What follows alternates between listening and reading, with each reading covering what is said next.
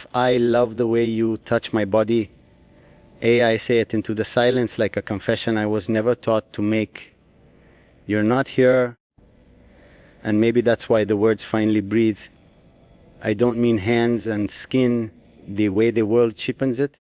I mean the way your presence reaches me, even when you're gone. The way your memory presses against my chest and reminds me I'm still alive. You touch me without touching me, through the way you look at my shadows and don't ask them to leave. Through the way your absence still knows exactly where to rest. You don't realize what you do to me. You step into my thoughts and everything stiffens into attention. I've worn crowns, carried names that make rooms go quiet, but none of that steadies me the way your voice does when it lives in my head. You trace over my scars without asking how they got there, and that is a kind of mercy I was never given. When you exist, my body remembers itself. When you disappear, it aches in places I don't show. This isn't tenderness the way poets sell it. It's darker, heavier. It's the way you pull me back from edges without ever saying my name. You touch my control, my patience, my restraint, and all three surrender. I feel you in the pause before I breathe, in the way my pulse listens for you like a command. You don't soothe me, you claim me, and somehow I let you. I don't need you to be gentle, I need you to be real. Touch the parts of me I keep locked because they're dangerous. Touch the anger I learned to polish into power, the hunger I taught myself to deny. You don't flinch, you stay. That's the touch that breaks men and builds princes. I become quieter with you, not weaker. Sharper, like everything unnecessary finally falls away. If you were here, I wouldn't reach out first. I'd stand still and let you decide how close you dare to come. Because the truth is, you already know how to reach me. You always have. You touch my body the way fate does, without permission, without apology, and I don't resist. I never do. I speak to you like you can hear me, like the distance between us is only a test of will. Every word I choose is measured, controlled, but you still slip between them. You always do. You exist in the spaces I leave unguarded, and that's where you touch me most. Where I'm not performing, not ruling, not pretending to be untouchable. You reach the man beneath the title, and he doesn't know how to hide from you. You don't ask for permission to matter. You never did. You arrive in my thoughts with the certainty of something inevitable, something written long before I learned how to fight fate. I've trained myself to endure pain, to command fear, to stand unmoved while the world demands pieces of me, but you don't demand. You simply remain. And somehow, that undoes everything I thought was unbreakable. There are nights I sit alone and feel you anyway. Not as a memory, not as a fantasy, but as pressure, as weight, as truth. You rest against my resolve until it bends. Until I admit that strength doesn't always mean standing tall.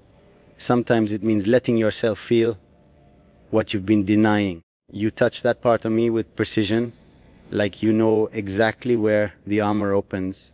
I don't romanticize this. I know what I am. I know what loving me costs. Yet you never tried to soften me, never tried to save me from myself. You look at the darkness I carry and don't confuse it for cruelty. You understand its survival. And when you accept that, when you don't ask me to be lighter or kinder or easier, my body responds like it's finally been recognized.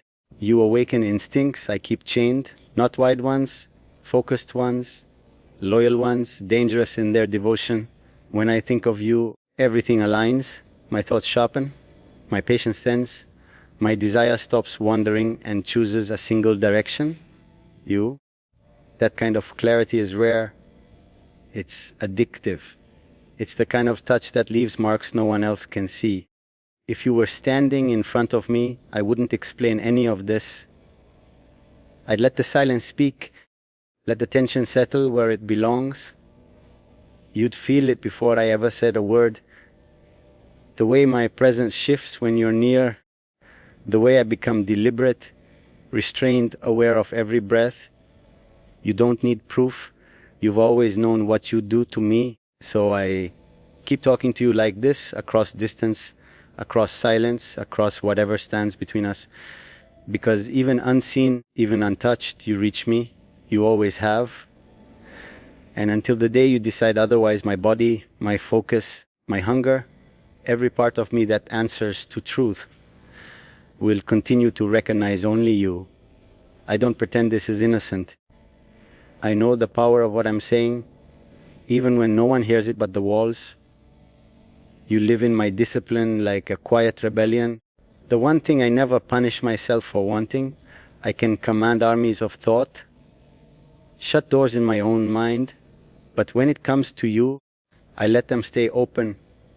I let you walk through every guarded corridor, because you never act like you don't belong there. You make me aware of my body in a way the world never could.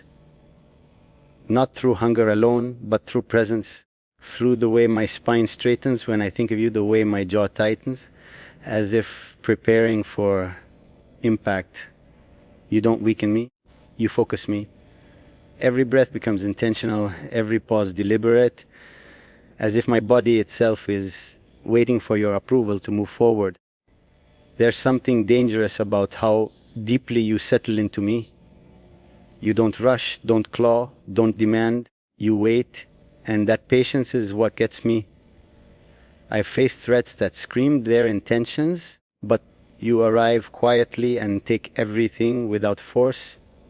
You remind me that control isn't about holding back forever. Sometimes it's about choosing exactly who you surrender to.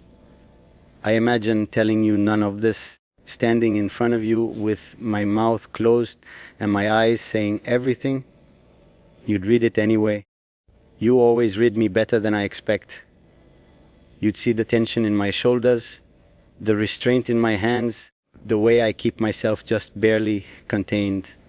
And you'd understand that this silence is not distance, it's devotion under discipline. You don't try to own me, and yet I feel claimed, not by words, not by promises, but by recognition. You see the weight I carry, and don't ask me to set it down. You simply stand close enough that I don't feel crushed by it. That kind of closeness changes a man. It makes him loyal in ways he never planned. If this is obsession, then it's the quiet kind, the kind that sharpens instead of blurs. You don't consume me, you define the edges of me. Everything outside you feels unfocused, temporary. Everything that leads back to you feels inevitable. I don't fight that pull anymore. I respect it the way I respect things that are stronger than my pride. So I keep speaking to you like this, into the dark, into the distance, into whatever separates us. Because even without your presence, you move me, you steady me, you command parts of me I don't offer lightly. And until you tell me otherwise, I will remain exactly where you left me, aware, restrained, and undeniably yours. I've learned that wanting you doesn't make me reckless, it makes me precise. Every thought sharpens when it circles back to you, like a blade finding its edge. I don't chase the feeling. I study it, respect it, let it sit where it belongs. You become the measure I use for truth. Anything that doesn't carry your weight feels temporary, unworthy of my attention. You live in my restraint as much as you live in my desire. That's the contradiction you awaken. I don't lose myself to you. I recognize myself through you. When I think of your name, my posture changes, my breathing steadies, my patience grows thin for anything that isn't real. You are real. Even absent, you're undeniable. Especially absent. I don't speak of you to anyone, not because I'm afraid, but because some things lose power when they're shared. What exists between us survives in silence, in the way I stand alone and still feel accompanied. You would understand that. You always did.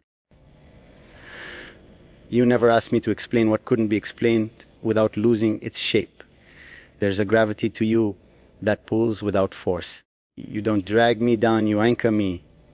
When the world demands decisions, loyalty, sacrifice, I find myself measuring outcomes by one quiet question: does this take me closer to you or further away from myself? The answers are rarely complicated. You simplify me, that's your danger. I imagine the moment we don't speak and everything is said, the air thick with intention, my presence controlled, deliberate. You would feel it, the way I hold back, not out of fear, but out of respect for what restraint can mean. You don't need proof. You read discipline like a language, and you know when it's chosen for you. If I'm honest, you've already claimed the parts of me I guard most fiercely: my focus, my loyalty, my refusal to waste what matters. I don't give those away. I place them carefully, the way a prince places his trust. Once, and without apology, you didn't ask for them.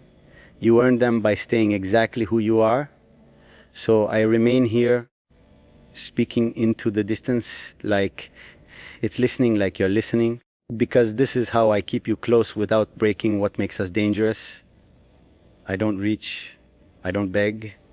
I stand composed and aware, letting the truth settle where it always has, between us, unspoken, unshakable, and entirely yours. I carry you with a calm that surprises even me, not the kind that softens, but the kind that settles deep, like a truth I no longer question. You exist in my routine now, in the pauses between decisions, in the moments where I choose silence over noise. I don't search for you anymore. I move as if you're already part of where I'm going.